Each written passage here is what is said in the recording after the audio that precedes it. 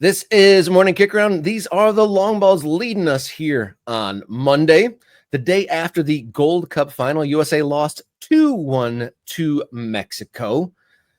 So Mauricio Pochettino's team came into this tournament on shaky ground, having not done so well in the Nations League. The warm-up friendlies were a bit of a nightmare, but they made it all the way to the final, but lost.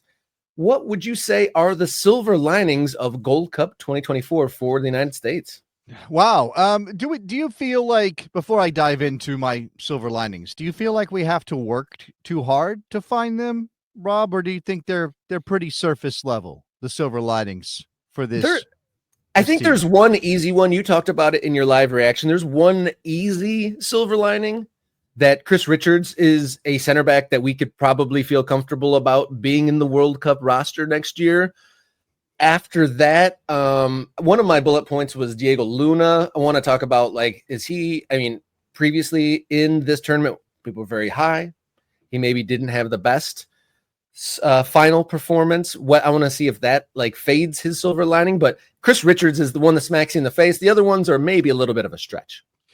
Yeah, Chris Richards was excellent for most of the tournament. Obviously scored the goal last night in a loss. It's not about goal scoring for him. It's a lot of things. I said this on social media. Maybe I was caught up in the moment, but I would love to know what the Ultras think about this. I think he's on a track to be the best player in Concacaf. And I think by the time we get to the World Cup, we probably could say that relatively confidently. Now, he needs to have another good season in England. It kind of requires some of the guys who have been in that conversation recently to not be quite as good. I mean, if Alphonso Davies has the best possible season he can, it will be a conversation as to whether or not he's still the best player in CONCACAF. I will hold up my hand and say that.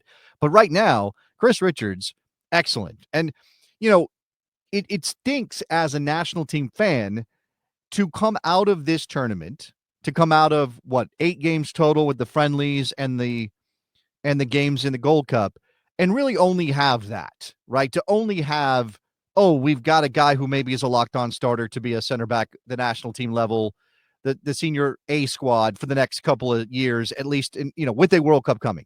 Because we wanted so much more from this summer, didn't we, Rob? We wanted Pulisic to be there and Weah to be there and McKennie and all these guys. And obviously, it was a number of things that conspired against Pochettino to keep that team from being formed that way. But man, it's almost like, why even bother? Why even bother looking for silver linings when we missed out on this opportunity a year from the World Cup? But I keep telling myself, and I think we need to keep doing this for each other. A year is a long time. Yep. What's happening now is not necessarily going to inform what this team looks like in 2026. Morocco didn't look great the year before they went in and made a semifinal at a World Cup. Yeah. Just pointing that out. The U.S. men's national team is not going to get grouped because they failed to win a Gold Cup against Mexico with this group of players. Don't make those connections. That's not where we're at. In that game last night. So to put us in the mindset of where we were after the Nations League, that didn't go well, obviously, coming in 4th of 4 teams in that competition in the spring. So that put an unusual onus on the Gold Cup, with it being, the next competition between, that and the biggest one of all. So it was either going to be the most stacked lineup that the USA could have, or, a lot of the time there are Gold Cup withdrawals. It's not always the A+ team. So which would it be? It turned out to be the latter. We were all disappointed. There was a lot of hubbub. Who's here, not there. Silver linings. Chris Richards, good. We saw some depth. We have some fullback. We know a little bit about our fullback depth. Berhalter could be midfield depth. And then also, to your point, skipping around a little bit, but to your point of anyone can anything can change in a year. Aljamain, not in the picture a year ago. Will there be another person? Yeah, okay, but let me address this. You brought up Diego Luna. Let's slow down a bit on Diego Luna. Okay, I love his attitude. I think he's got some talent. I think that in the right situation, he can be effective. But Diego Luna, 21, couple of years as a pro, playing in Major League Soccer, is not a savior for the U.S. men's national team. Can he be a depth piece? Can he be an option off the bench? Can he maybe be a spot starter against certain competition? Absolutely. But I'm going to need to see a lot more growth before I'm like, Diego Luna has to be in our starting lineup. And I know we all talk in extremes when we hit social media. Again, I declared Chris Richards the best player in CONCACAF last night. To these, you don't get rewarded for being like meek and in the middle, but Diego Luna's not there yet. And last night is an example of why he's not there yet. He was kind of marked out of the game. He didn't have much of an impact. Malik Tillman, who had been the star of the show, attacking wise for the United States into that match. Did you notice a lot from Malik Tillman last night, Rob? Did he influence the game in major ways that made you think, oh, that's our guy? You know what? It's okay that Gio Reyna's not playing and doesn't look like he's going to get at that level again for the World Cup because we got Malik Tillman. Maybe Tillman grows at Leverkusen and brings it at that level. But that game is not an example of why Malik Tillman needs to be in the starting lineup for the U.S. men's national team moving forward. Sebastian Berhalter is a depth. Okay, I'll give you that one. Sure, why not? Neither one of those fullbacks should be in the picture for 2026. I'm sorry. I like Max Arfston. He does nice things on the attacking end of the field. Alex Freeman's not ready yet. He's still a young player, still a new pro.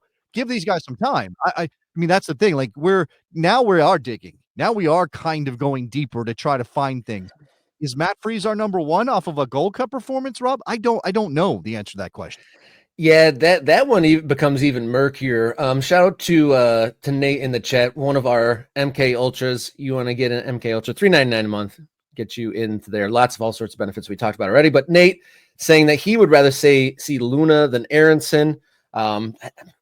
Aronson, a lot of hustle, not a lot of technicality. Luna, maybe the converse of that, but definitely gets the blood pumping a little bit more. But as far as the game specifically itself, you kind of saw the difference there. You saw the players that we were excited for, the Lunas and the Tillmans, like what can they do, got marked out.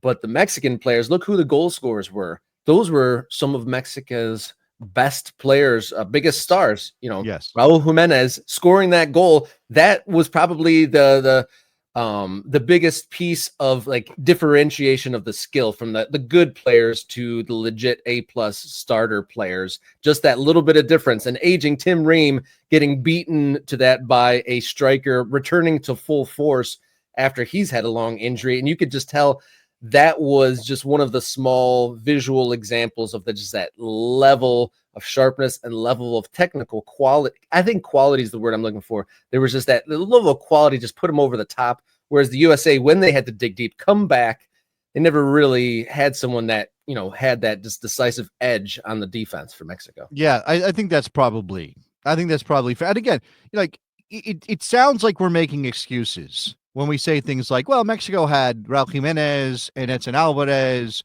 and all of these guys that would be starting in a World Cup game tomorrow if Javier Aguirre had to pick a team.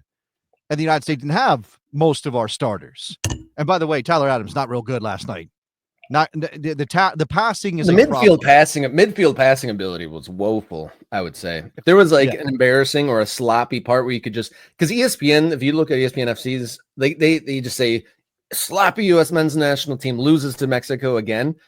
And I would say the sloppy part of that, the passing out of the midfield just went nowhere at all. Yes, right. There were lots of problems there that didn't get sorted out as the game unfolded. And, maybe if Johnny Cardoso, who hasn't always brought it to the national team level, maybe if he gets the chance to play, the game is different. I don't know. I mean, again, maybe Yunus Musa, who was originally on this roster but had to pull out due to personal reasons, maybe he makes a difference. We don't know. I mean, we're kind of down on some of these guys.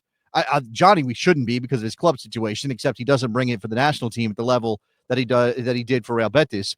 Yunus Musa's had a rough go of things at AC Milan. Would he be good enough to be a factor for the U.S. men's national team in a Gold Cup final like that? I mean, again, these are all what ifs, and we can do this all day, right? Well, the bottom line is that team wasn't good enough to beat Mexico, except there was obviously a controversial moment. And shout out to Nate again. Can we talk about the mega handball no call? We will get to that. It's a major part of our show today, Rob. Let's move on.